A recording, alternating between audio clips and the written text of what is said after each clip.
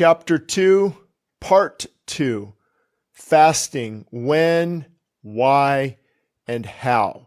And here is where the rubber is going to meet the road for many of you. I know this is where you have a lot of questions about what type of fast, how long to fast, what can I drink when I fast, can I eat anything when I fast, what types of fast are biblical. This is such an important topic as well. The first section is common questions about fasting.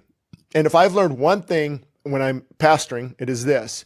When you allow the Holy Spirit to take control of your physical appetite, your spiritual appetite for God increases. Through strength in Christ, not willpower, we find victory. And nothing feels better than victory over the flesh. This is age-old wisdom. Fasting begets prophets and strengthens strong men. Fasting makes lawgivers wise, and it is the soul's safeguard, the body's trusted comrade, the armor of the champion, the training of the athlete.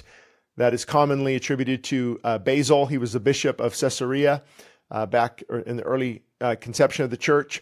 Fasting does not motivate God to love me more, but I find that I love him more. Fasting prepares the heart, and God acts on behalf of those who wait for him. Isaiah 64:4. Do you need God to act? Wait on him through prayer and fasting. It's okay from time to time to go into fasting mode. That's what we call this, fasted lifestyle, fasting mode from time to time. So let's dive into some of these questions. What is fasting? Well, there are a lot of creative ideas, but the definition of biblical fasting is to abstain from any regular source of strength and nourishment, food and liquid, anything that nourishes the body. So Daniel was the exception to this, obviously. Now, many people say, Daniel fasts, but really he doesn't use the word he was fasting. What he did is he withdrew from the king's delicacies and to just ate basic food. And it's a wonderful thing to do. I don't want to discredit it. I think it's great. Many people benefited from it, but the biblical word for fasting is literally to shut the mouth and take in no nutrients. What you want to work toward, I think, because it's definitely, I've done all kinds of juice and Daniel, and there's nothing like going deep with water fasting. Even if it's 16 hours, try missing breakfast and lunch. You'll see how hard it is. And the reason, though, it's hard is because often we're withdrawing, and your body does get used to switching over to ketosis quite frequently. For me, it's a passion, and I don't think everyone's going to live like me. Other people have different passions. God has called me to talk about fasting and revival a lot. So obviously, I'm going to be the exception to the rule. But there should be a fasted lifestyle in all of us where we are telling King's stomach no from time to time, and we're dethroning him and putting him down and lifting God up. So let's get into this topic on the definition of fasting. So Daniel, obviously the exception, avoided all appealing food. And one reason the Daniel approach was and is still, so good is because the body only consumes God-given food.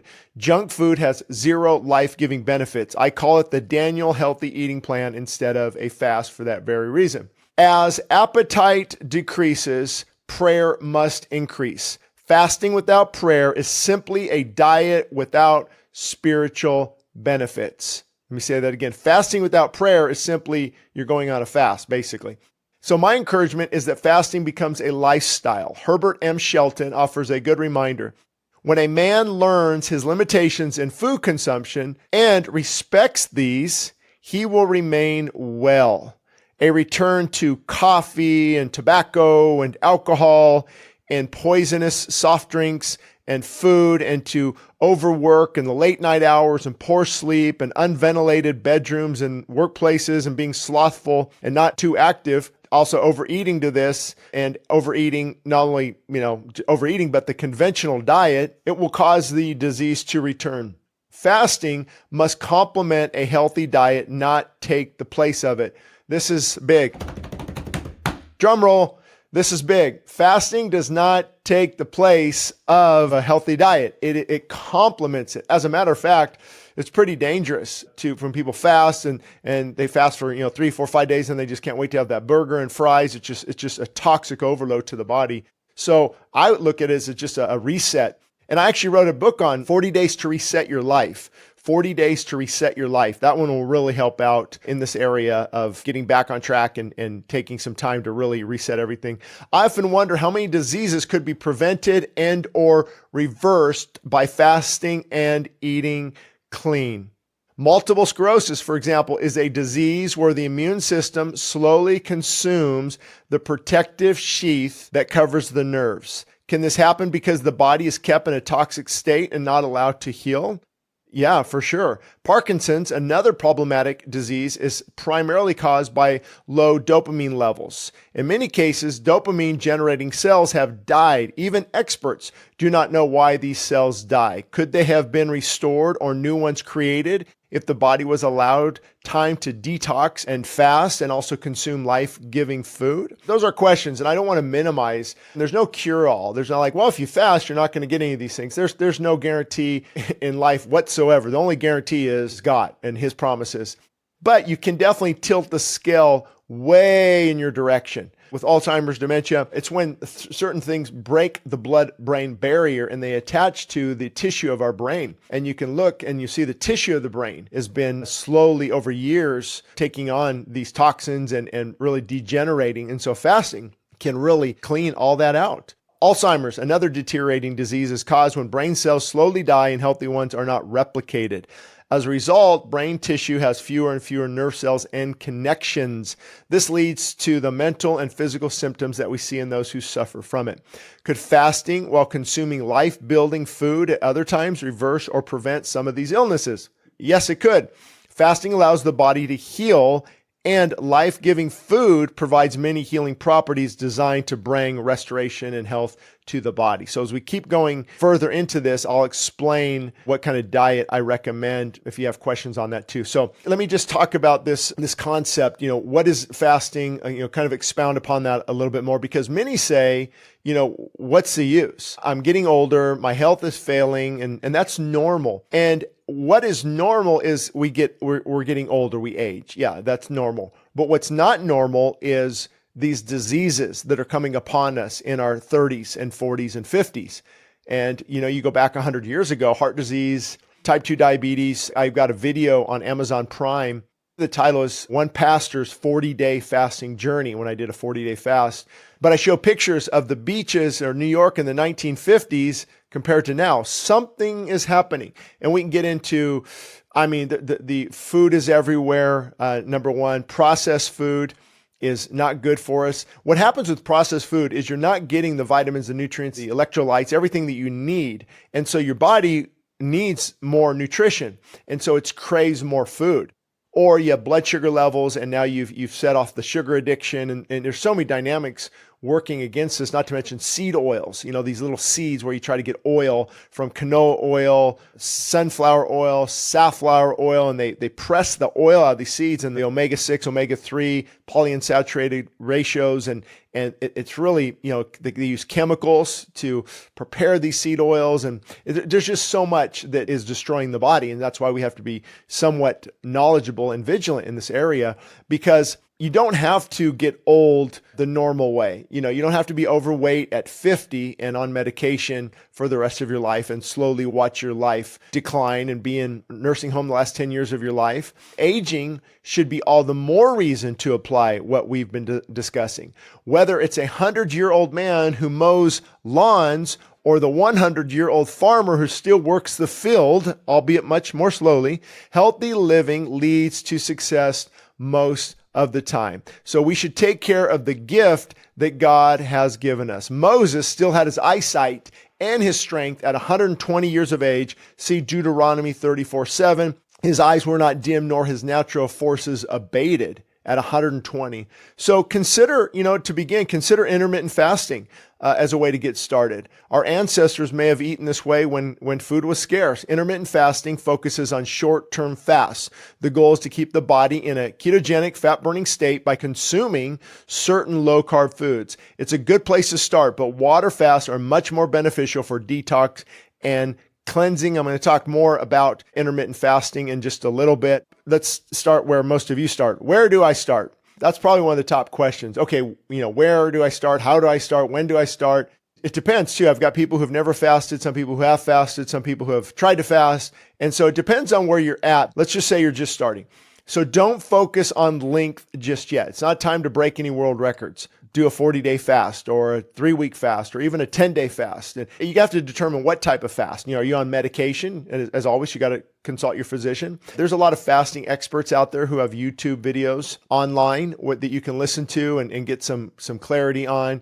People say, God just wanted me to go cold turkey from coffee and sugar, and I just went for it. Some people feel like, man, I felt pretty good. It was wonderful. Other people had a hard 3 days. And so yeah, I wish there was an easy answer, but it's a toughie for sure. So don't focus on length just yet. Simply step out in faith. Begin by missing a meal or two, educate yourself, and seek medical advice. You may want to tell your physician what you're doing and ask if he or she can review blood work and monitor vitals. It can be motivating to see the benefit of fasting in a before and after blood panel, that's for sure. But remember, with physicians, you have to tell them what you're doing. Don't ask them their opinion because most of them still think fasting is starving and you're going to die in 10 days if you don't eat. Not realizing most people can go a long time. I'm not saying that's a great idea because you have to watch potassium levels and sodium levels, for sure, electrolytes, because, that can really, heart palpitations and things like that. But let's get back on track here. It can be motivating to see the before and after blood panels and even before and after spiritually, before and after on the scale. So pray and ask God for direction and encouragement. I've included helpful sermons and resources at the end of my ebook, Feasting and Fasting, What Works, What Doesn't, and Why. So you can actually download it free right now. Go to our church website, westsidechristianfellowship.org, download it free, get all this information. And the sermon links are at the end of it. Again, free download. It's available at all other places too, but we want to put it for free on our church website. In the book, I included a lot of helpful sermons. So if you're reading online, the ebook, you can just click the link, and I believe the sermon, it should pop up. And it was actually a sermon I heard 6 days into a fast that kept me from quitting many years ago. I think it was Jensen Franklin. I probably started fasting about 10 years ago, I would say, and really, really just saw the benefits of it. And if you truly start feeling sick as you're fasting and can tell something is off, as opposed to feeling tired and grumpy and lightheaded and dizzy and hungry, those are normal, but just, you're sick, something is off, then that may be a good time to drink a little bit of juice, or grab some nuts or something and then get back on track. I've done that quite a bit. Now, I'm not telling you to do that because, hardcore fasting experts will say, you broke the fast, start over again. That's not fasting. Oh, give me a break, man. If I can go, like when I went 40 days and I had a little bit of juice now and then to get through sermons. And at the end of the 40 days, I was down 36 pounds, 37 pounds, felt great, spiritual benefits. And if I had to do those little things to get to the end, man, it was well worth it. So don't let the judgmental Jerrys or critical Kathys tear you down. Be careful who you talk to about fasting, but it is good to let a few people know. And I'm going to get to that in just a minute. I do need to comment on this because a lot of people say you shouldn't tell anybody. Well, how do we know Jesus fasted? How do we know Daniel fasted? How do we know Ezra fasted? How do we know that people fasted? Because they told people. So when Jesus says, don't tell people you're fasting. And I can't believe people don't know this either. It's crystal clear. The whole point is to, put dirt on my face and walk around.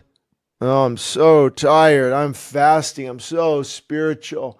Oh man, I've been fasting all week, and you want the attention. You want to be, you're puffed up like the Pharisees and want to be spiritual. And Jesus says, you have your reward. But if you say, hey, you tell your wife, and, I tell maybe a couple of people at the church, some of the elders and stuff, hey guys, I'm going to be fasting this week, so I might not be on email much. Pray for me. We got a lot to pray about. Tell my in-laws, I probably won't be coming over for dinner. I want to fast. And so there's nothing wrong with that.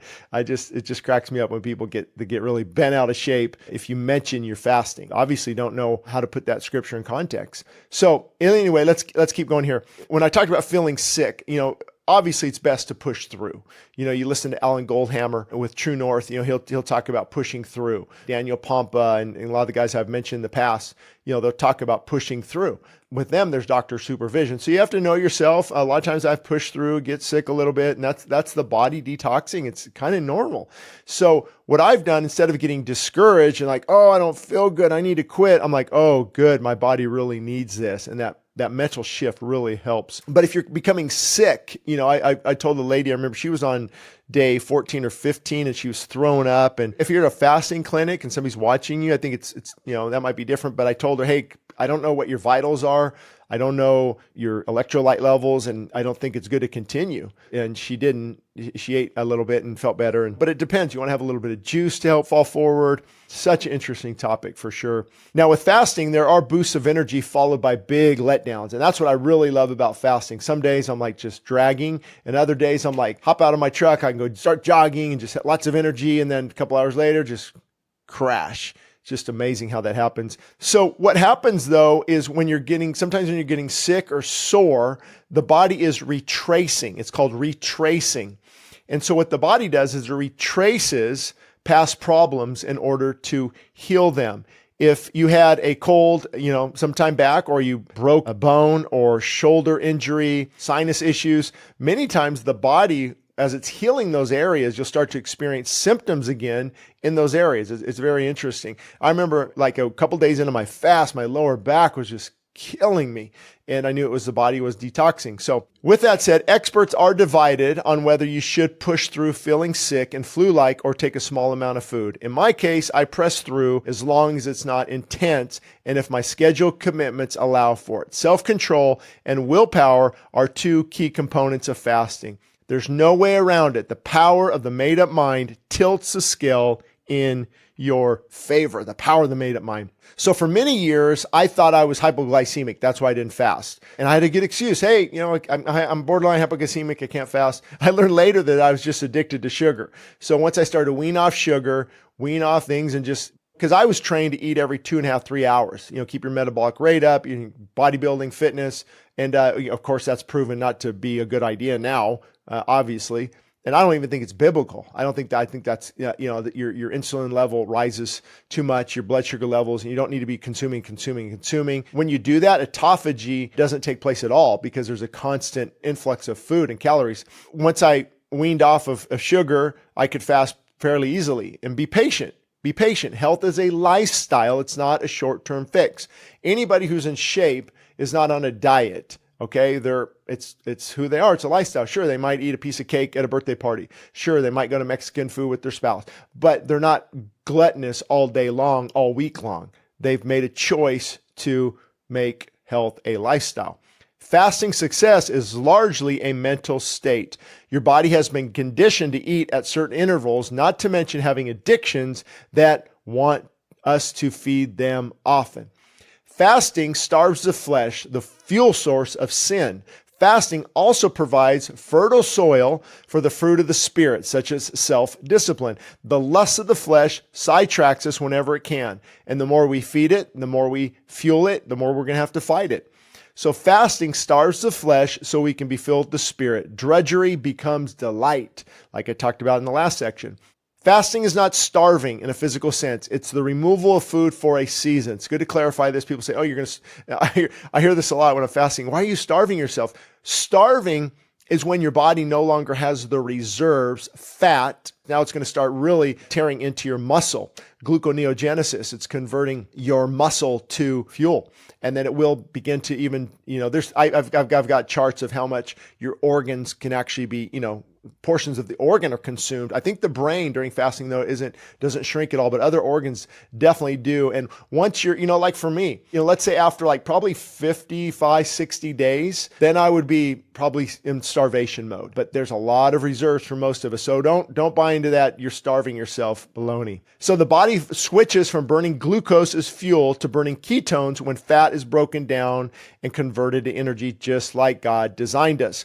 So quick biology lesson, your muscle and your liver have glycogen. And that's why like if you work out or you work out, you can feel that pump. Carbohydrates, the end of carbohydrates, that word is hydrate. So they hydrate the body and you're kind of full and it feels good. Like Arnold Schwarzenegger loved that pump and bodybuilders, because you could feel the tightness from the carbohydrates. But once you begin to fast or, go on a ketogenic type diet, I'll talk about that later too, the carbohydrates are used. and then you begin to not have that stored energy. So therefore, the thought is your body taps into fat much quicker and much sooner. And that's kind of the benefit of keto diets for those who want to go down that route. We are designed to fast for spiritual, physical, and emotional benefit. Mental clarity and brain function are heightened as well. Instead of dying, we are repairing.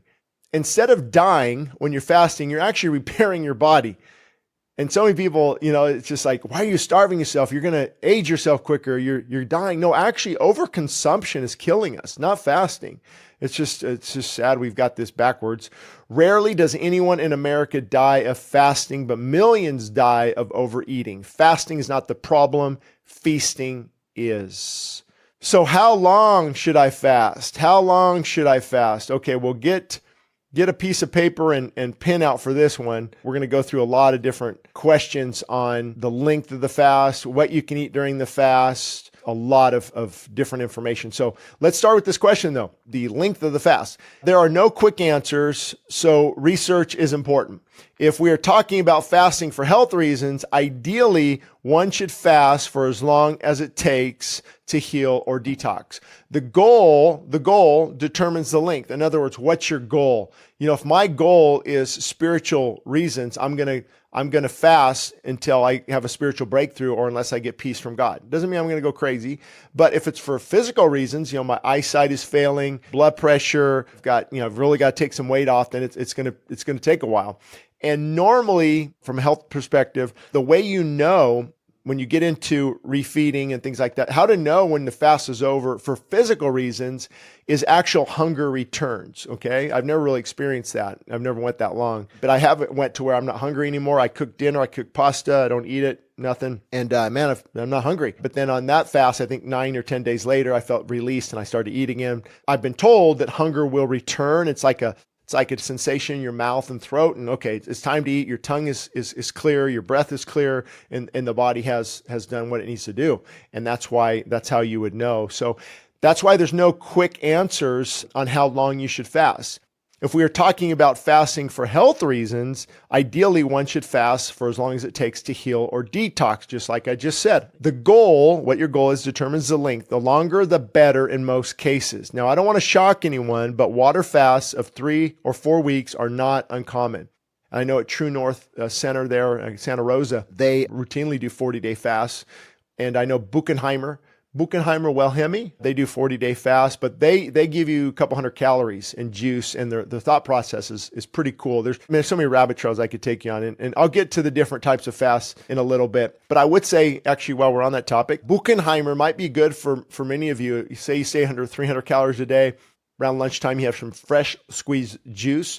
Maybe again later in the day, you have a little bit more grapefruit juice or a little bit of soup. And I've done that before. It works really well because I can fast and still keep up a schedule, work out a little bit. But it's not you're not going to go as deep as water fasting. You're still taking a little bit of nutrients. And where you do have to be careful is, and I've done this, you drink a little bit too much soup and salt, and hunger is because you're fasting, you're not hungry, and now you're taking this in, and now you're hungry again. It's like, oh man, there's a hunger hormone, ghrelin. Ghrelin is decreased when you fast, but if you take in too much juice, you can really increase it. And then also with juice, you're putting fructose into your body, and of course, insulin, blood sugar levels, and they don't come up that much because you maybe mix it with some water and different things. But that's a good way maybe to go for many of you as you ease into fasting. So don't forget to factor in the refeeding phase, okay? Don't forget to factor in the refeeding phase. So if you fast a week, that's great. Guess what? You're going to need about 10 days on your calendar, because the next 3 days, you don't just go pig out and eat normal. You've got to really do some research on this. You got to do it the right way. And I've done it where I've really messed up and it's not good. After an extended fast, the stomach shuts down and care should be taken when reintroducing food. For example, those who fast for 1 week should allow a few extra days for light fruit, soup, things like that. As fasting time increases, the length of the refeeding phase should increase as well. If fasting for spiritual reasons, pray, set a time frame, and fulfill it. For me, the spiritual benefit is the primary goal, and the health benefits are secondary. But I would encourage most people to incorporate at least 1 day of fasting water fasting into their weekly schedule. The health benefits are incredible, as are the spiritual benefits, as long as the person maintains a good diet. That is key.